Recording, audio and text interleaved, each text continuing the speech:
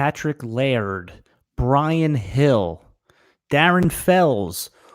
This and much more on this week's DFS Army Waiver Wire podcast. Not quite the names that you thought you would hear when we were heading into week 11. If you are watching this, that means you are still in it in your league and you are giving it a try, or you still have some hope or maybe even some false hope of being in the season-long fantasy football. I am at Alan Seslowski, Season Long Says. How you doing, everybody? This is the Week 11 Waiver Wire podcast. If you're watching us on video, welcome. If you're listening on the audio cast, like so many of you do in your car, then listen to the sound of my voice. This is a sneaky good week of the waiver wire. There are some deals to be had.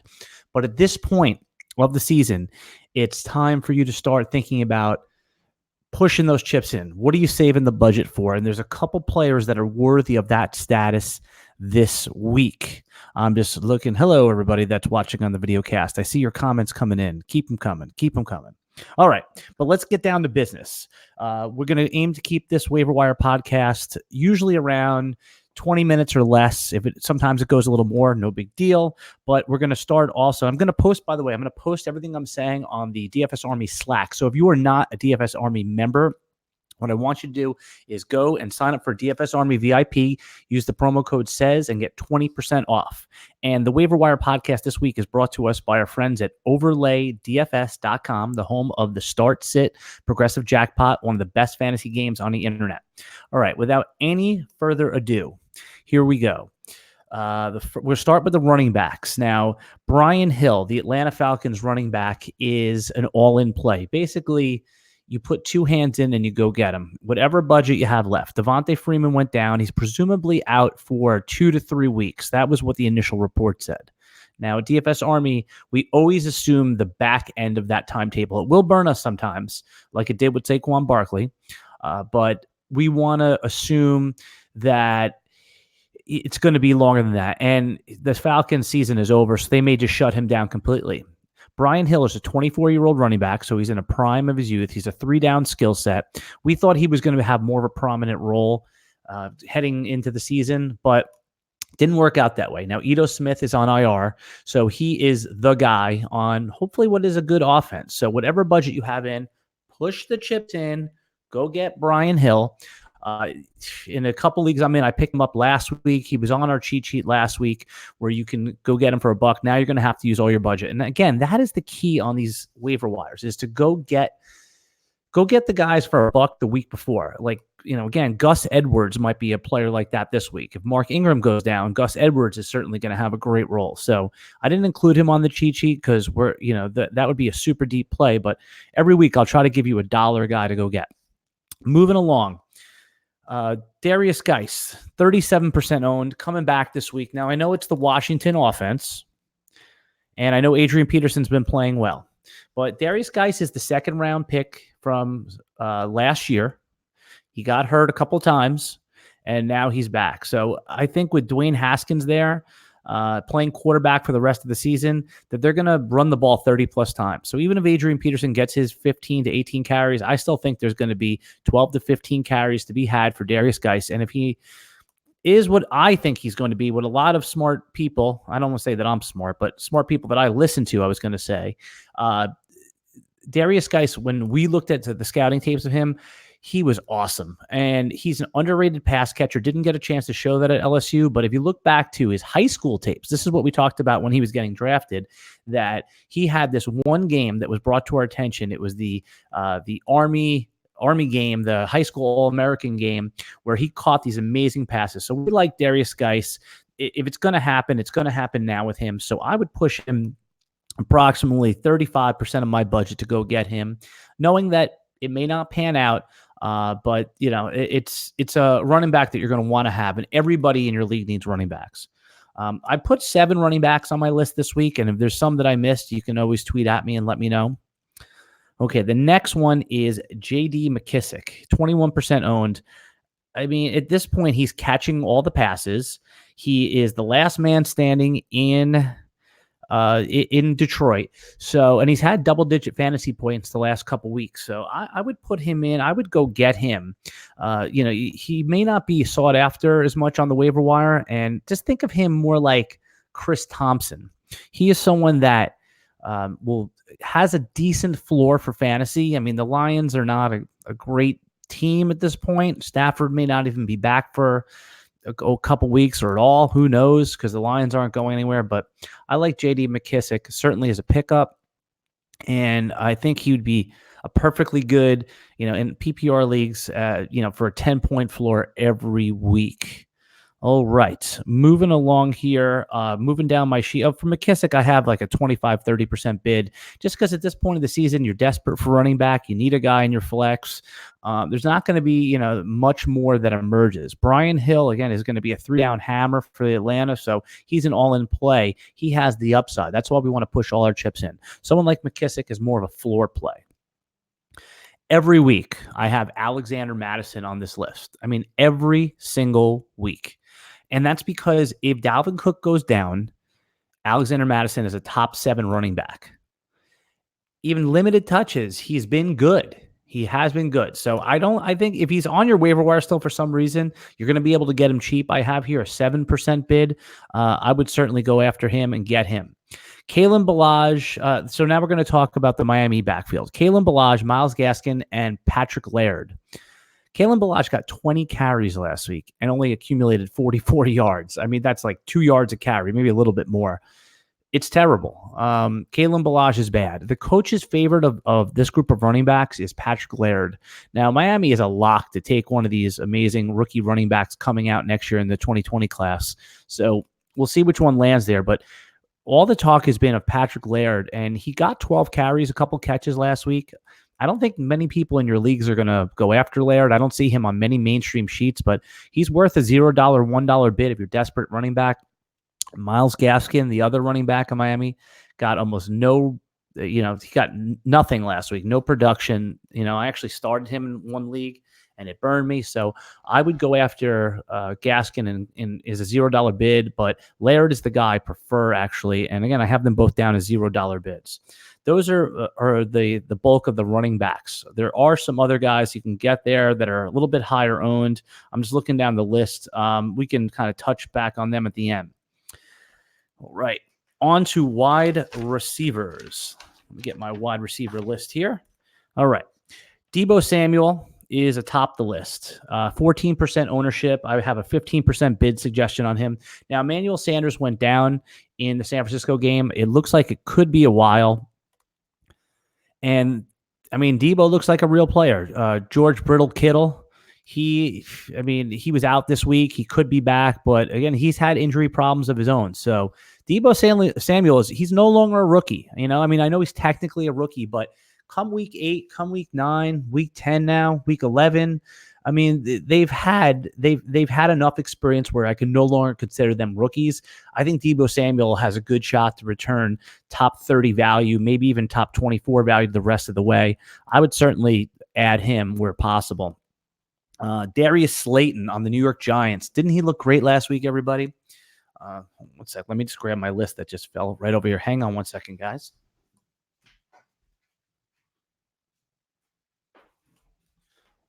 All right. Sorry about that. Darius Slayton's heading into a bye, so he might be some sneaky value after his 2-touchdown explosion to go get cheap because a lot of your league mates are going to see that he's on a bye and not bid on him,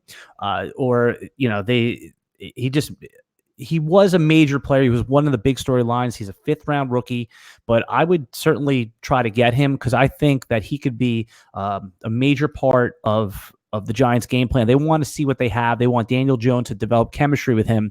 And I think the Giants are a lock to take one of these great wide receivers early in the draft next year. If they have pick 5, I would like to see Jerry Jeudy maybe go there. And Darius Slayton is going to be a big part of that game plan moving forward. So I would put a bid in of, I have here on my sheet 7%. You might be able to get him less, but if you just want to make sure you get him 7 to 10%, a lot of times heading into the bye, people don't like to make bids on him, but Slayton will certainly be worth it. Moving down my list a little bit, I have Demaryius Thomas as my 3rd ranked player. Now, again, heading into a bye, he's more like a tight end for the Jets, right, at this point of his career. I mean, last week, his line was, let's see, he had 9 targets last week. I think he still looks decent. Again, he moves more like a tight end. He's in the short area. I think you might be able to get him for a $1 bid and then have a wide receiver 3, maybe with a wide receiver 2 upside the rest of the way. I like bidding on DT. The next on my list, number 4, is Kenny Stills. He was probably dropped in your league last week, so you can go pick him up. You might have to bid a little more on him. I know Will Fuller's coming back. That might scare a few people off, but I like Kenny Stills to still be, I think you have to rank Stills in the top 18, top 22 receivers moving forward. He's just so explosive. Now, remember, some weeks with receivers, you're going to put them in there and they're just going to, they're going to crap the bed. But that's wide receiver. That's Julio Jones does that. I mean, everyone except for Michael Thomas craps the bed at wide receiver. Kenny Stills is a player you put in there, and you'll get the good weeks with them. And I think in this great offense, Houston's great offense with an MVP candidate and Deshaun Watson, you're going to get good production from Kenny Stills. I certainly would suggest at least an $8 to $10 bid. All right, moving down the list a little bit. Basically, I grouped the Pittsburgh wide receivers, Deontay Johnson and James Washington, together. Juju Smith-Schuster is officially, this is not breaking news, but he's a bust this year. And I think a lot of that has to do with Ben Roethlisberger not being there. You hear a lot of talk on the internet and on Twitter that, he's miscast as a number 1 wide receiver. I don't believe that. I believe he still could be a number 1 wide receiver. He's going to be a great value in drafts next year. I think in the early draft season, he's going to be going in the 4th, 5th round, and he'll probably settle in as a late 2nd, early 3rd round pick next year. I think that's going to be great value with Ben Roethlisberger coming back. But Deontay Johnson, I think a 10% bid. I mean, these guys are going to get production every week. Again, don't worry about that Deontay Johnson is a rookie. You should certainly go out and get him where you can for a reasonable price, a reasonable cost every week.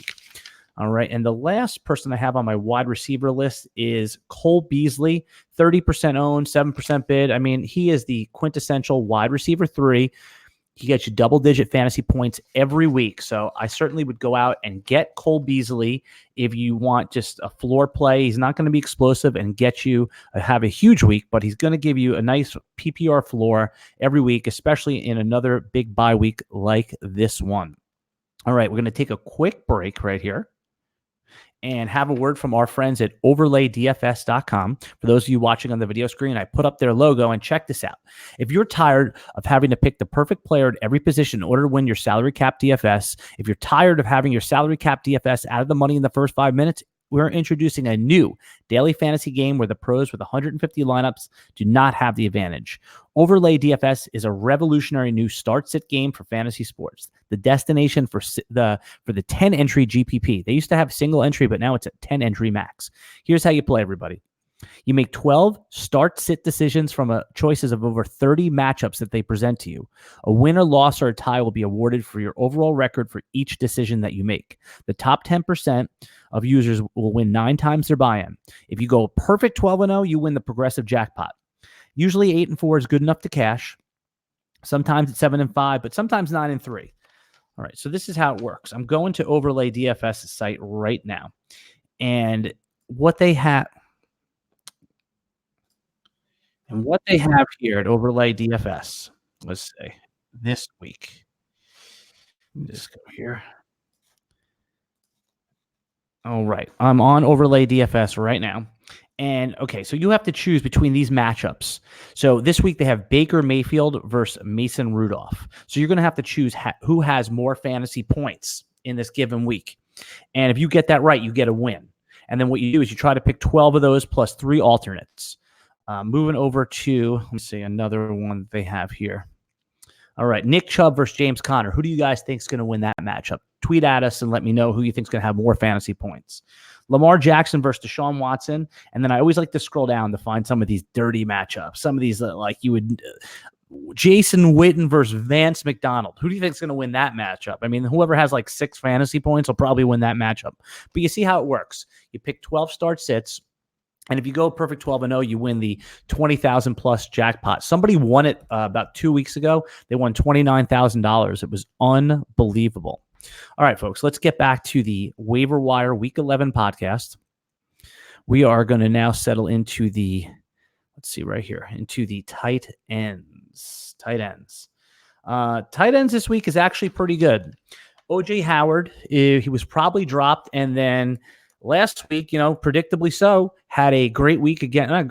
Okay, for OJ Howard, had a decent week against the Arizona Cardinals. He had a 7-target, 4 catches, and 47-yard line last week. He's only about 40% owned, so in half the leagues he's available.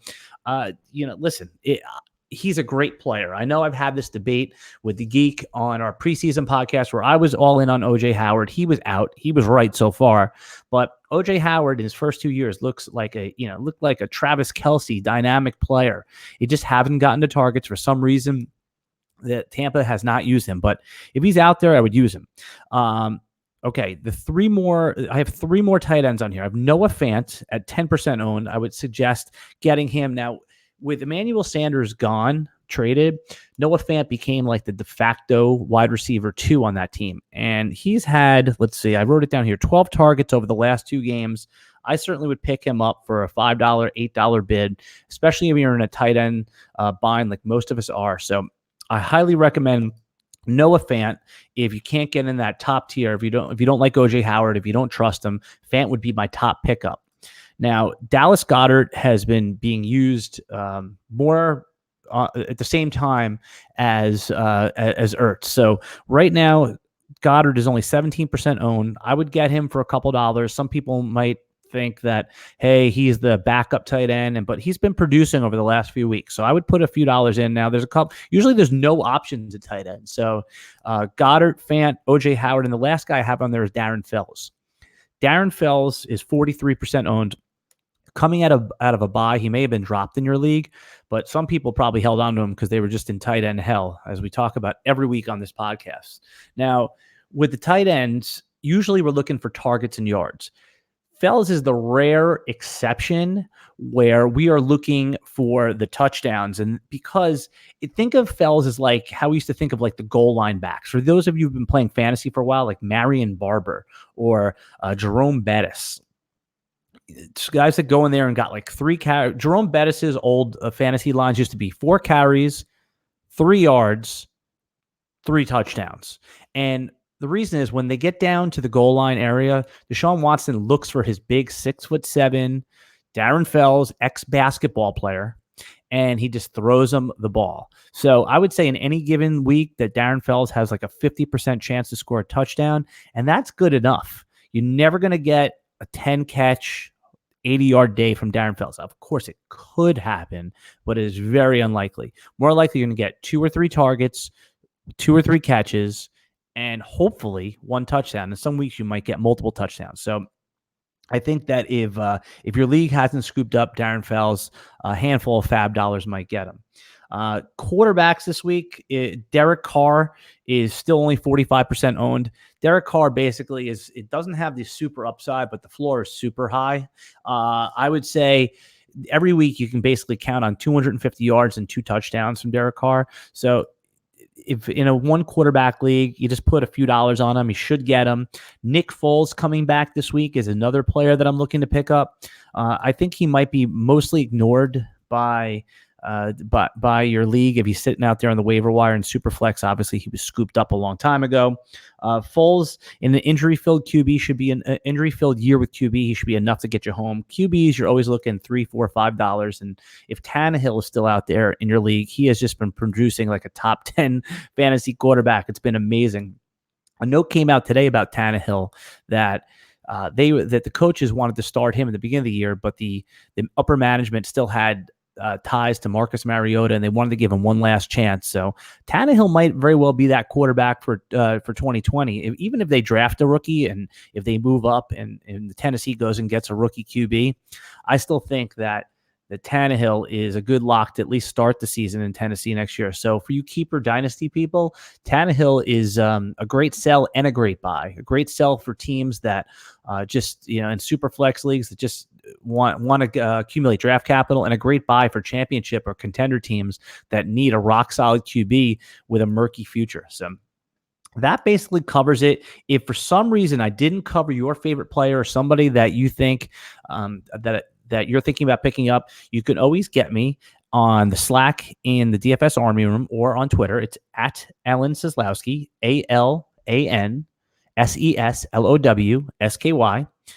aka Season Long Says, or again, like I said, in the Slack chat. But don't say, should I pick this guy up? Because I don't have any of your league context. What you should do is say, what's your outlook on this guy? People were asking me, Kyle Rudolph, for example, if he's out there, he's a viable pickup, but I have him looking like he's owned in about 50% of leagues, so we didn't touch on him today. I'll double check that while I'm talking to you all. But if I didn't purposely talk about him because he had the big touchdown week, but again, he's not someone that I'm rushing to pick up because I just don't believe that he's going to be used as a primary red zone threat. I could be wrong. Adam Thielen out, but again, that would be an example of someone I didn't cover. You can ask me, but you can ask me in context to your league. Don't just say, who should I pick up? All right, everybody. Waiver Wire podcast every Tuesday, which sometimes we're going to do it on Monday. For those of you who are still in it, man, good luck. We'll be back tomorrow with the Geeks Vegas Lines podcast. That's every Wednesday, where the Geek from DFS Army, Statsational, and I go over the whole slate, break it down from a DFS and betting angles perspective. On Thursday or Friday, we'll be back with the season-long NBA podcast, and then on Saturday is we are here with the Beat the Bookie podcast, which is one of our fastest growing areas at DFS Army. If you're not a VIP member at DFS Army, go sign up now, dfsarmy.com. Use promo code SEZ, that's SEZ, and you can unlock all our proprietary premium content, and you get access to all the coaches. You can ask us questions whenever you want in the Slack chat. And for those of you who are in DFS Army already, I'm going to be posting my waiver wire sheet to accompany this podcast in there. Until next time, everybody, good luck. Look forward to the playoffs. Win those leagues now. Make those good lineup decisions. Talk soon.